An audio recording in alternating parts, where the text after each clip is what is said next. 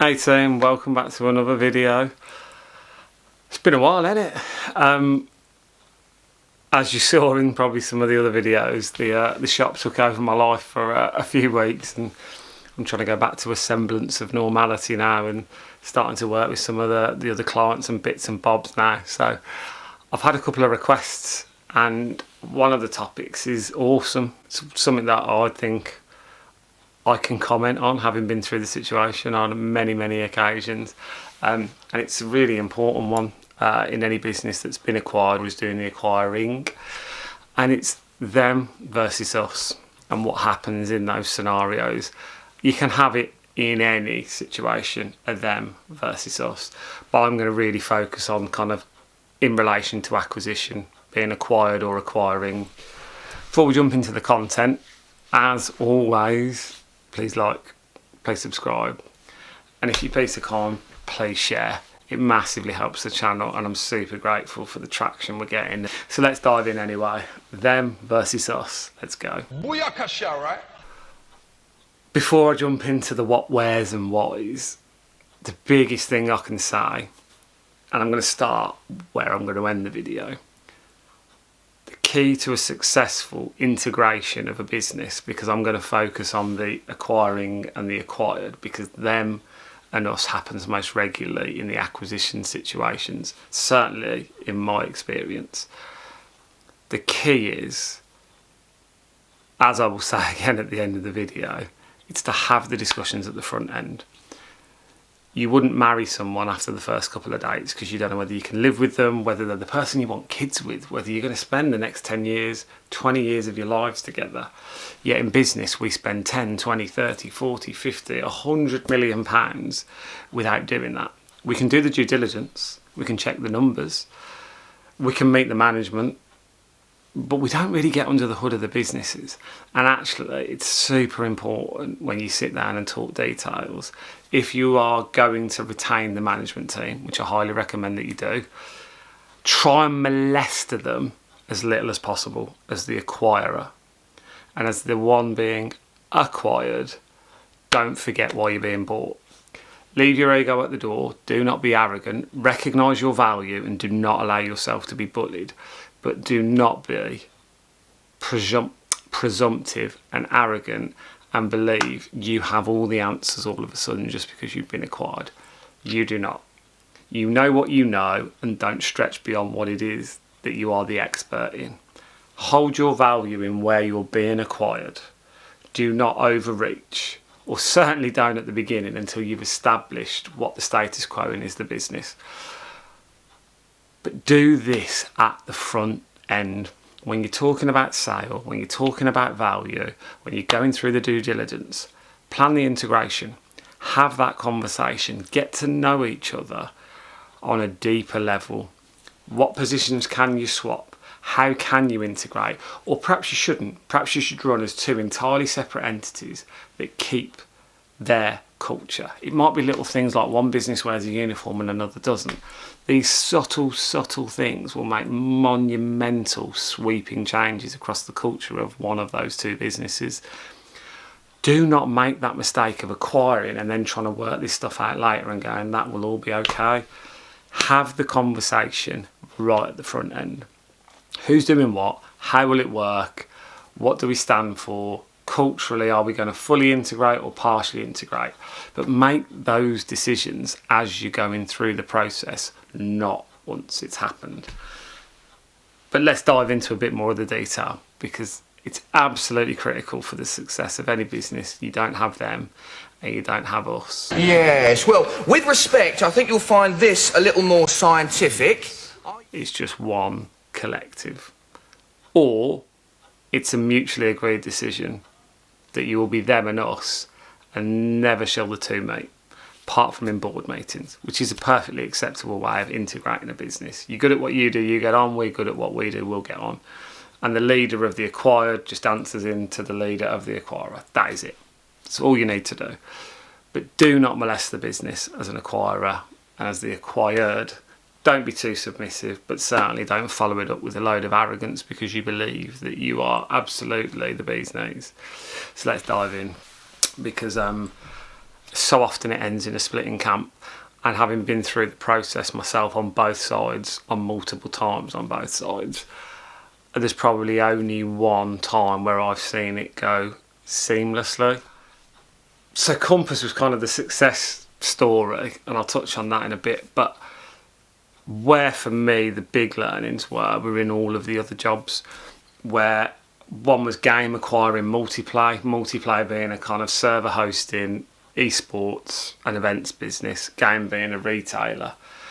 Another time where in Live Company Group, where we were Brick Live and we acquired Bright Bricks, the world's largest model Lego building business, where I became the chairman of it. There was real clashes of culture. Both sides wanted it to work. Both sides were desperate to see it successful.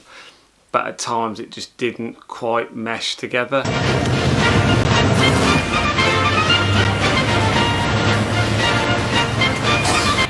Excuse me, if you could spare a moment. Yes, you. And do you know what? Actually, in the end, you get there.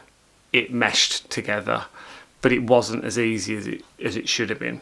And that wasn't for the want of trying. It happens in so many businesses that when you bring together, if you're the acquiree, there can be kind of an arrogance, or you will do it our way. We are taking over, you are the lesser, be the submissive being, and we're going to tell you what to do. We gave you the money, we are great. And other times there can be the arrogance of the person being acquired. You acquired us, you think we're great, you need us more than we need you. But actually it's the subtleties where them and us happen. It's never really through the ownership of one business buying the owners of another business, because there's enough skin in the game to try and find middle ground. Another fact to consider is almost no founders that sell their business remain in it after 24 months of selling, because culturally it just feels different. And if you're an entrepreneur, you want to do it your way, not someone else's. And although you try with the integration, and there are success stories, but a number of times it just never quite works out because it's not your baby anymore. Things change. Even if they're minute, it starts to add up and it doesn't feel like the business that you recognise anymore. But where it really, really falls apart is down in the hierarchy. That is where them and us really start to clash. Because if you look at it from the point of view of the acquirer, there's two options. Once you've acquired, the senior team, all they're doing is talking about this new business and how exciting it is, and resentment builds from the existing members of staff who feel like they just want to play with their new toy. The other part is typically when a company is acquired, cash goes in. So you've got the existing employees probably screaming out for investment in equipment, pay rises, all of the stuff that happens in day-to-day life in business. But actually, it looks like the new kid in the playground's getting all the attention. Them, us, you can see where the resentment starts to build. You look at it the other way, we've been acquired, this is the acquirer. Why are they getting involved? They bought us because we're different, we're special, we're whatever we believe we are. They just need to leave us alone, put some money in so we can turbocharge what we were already doing. And you want the bits that you want, but the bits that you don't want, you want to go away. So actually, them and us, you're starting to resent the involvement. And that is so common. It's happened in every single acquisition that I've ever been in. But in both scenarios, you've got the owners, and there's a miss of cultures. And although everyone has the best intentions, the most successful integrations I've ever seen, and the way to avoid the pitfalls of them and us, oh, that's the favourite toy, they're getting all the money, or why have these people turned up telling us what to do when they've just acquired us, we know what we're doing, why are these processes coming in, the culture's changed, you've moved offices, the name on your pay slip has changed, all these subtleties, them, us. The best things you can do when you acquire a business, as far as I'm concerned, or you are acquired, is you agree the integration plan up front. And I did this when I have been integrating businesses, and I think from a selfish point of view, I think there's been times where I've probably integrated myself into businesses better than the two businesses have come together. But that was because the way our businesses chose to do stuff, they weren't big enough companies, although they had many tens of staff or hundreds in some cases.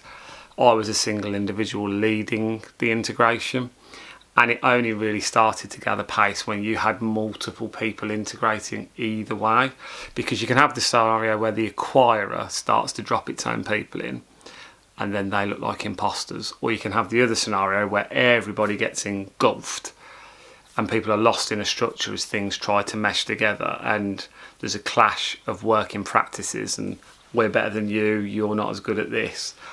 Actually, where I've seen it work much more successfully is you take a couple of critical members of, let's say, the acquiring team and a couple of critical members of the acquired, and you almost job swap where it's appropriate. Clearly, you take certain roles where there's crossover and you start to integrate, so that over time there's a kind of natural ebb and flow where you cross paths on what's relevant but you don't where it isn't. But because those people have the relevant skill sets but the relevant experience from the businesses that they've come from, they naturally understand what the other side's looking for. But because they're both in the other camps, which is what we're trying to avoid, generally they do it in a much more sympathetic way because they know what the other side is looking for, and that's the critical bit. That's how you stop them and us, because them and us did this, so they know what each side is looking for. Because all that happens is a bill is paid late. Didn't used to happen when we were here. There's an issue with your tax code. Didn't happen when they weren't here. There's all these little things that start to add up and they grain, whether it's one side or the other. And in every scenario, there's the kind of peacock chess business and then there's the submissive one. And sometimes it can even be the acquirer that becomes submissive because they're in awe of the company that they've bought and they think they're going to transform their fortunes. Or the other way, they've acquired a company because it's got profit and then they crash over that and tell them the way they're going to do it. And you destroy what that company built, the purpose of why you acquired it. Because it's all very well acquiring profit, but if you blow up the processes, the people and the culture, you'll very quickly evaporate those margins and those profits. But actually, them and us, if you're acquiring or acquired, you should absolutely make this discussion part of the KPI of the sale. The integration is where every single integration process goes wrong, because you don't talk about it at the front end. The only example I can give you in this scenario is it's like getting married before you've been on a bunch of dates together. There's due diligence, which is essentially looking at a few profile pictures and finding them attractive, but you don't know whether you can live with them. You need to have those conversations right at the front end. And on that note, I'll leave you there. Hopefully a useful video. Good to see you all again in another guise. But as always, please stay safe and I'll see you next time. Take it easy. Bye.